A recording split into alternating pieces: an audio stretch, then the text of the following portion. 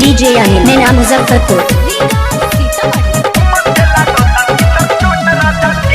DJ Anil नैना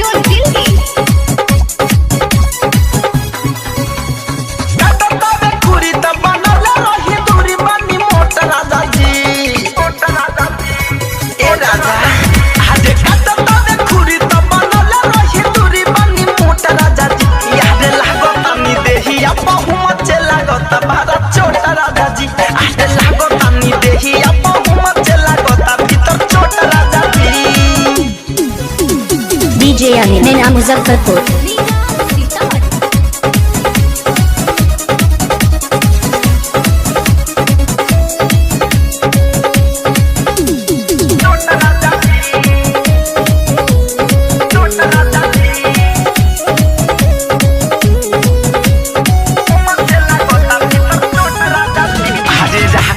बानी सब बिछावा ना बटोर के खाई ले जवनिया के नदिया खखोर के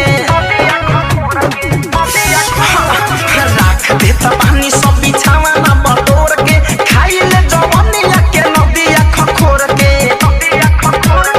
एमे ओमे पास बानी भले ओमे देखहि में छोट राजा जी याद लागतानी देहिया बहुमत लागता भीतर छोट राजा जी याद लागतानी देहिया बहुमत छोटा राजा जी।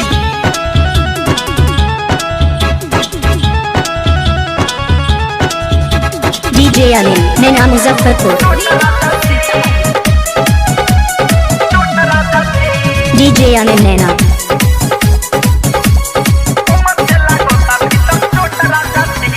राही टहदा के संपिया भरता नियति रउए बताई कैसे देहिया में सटी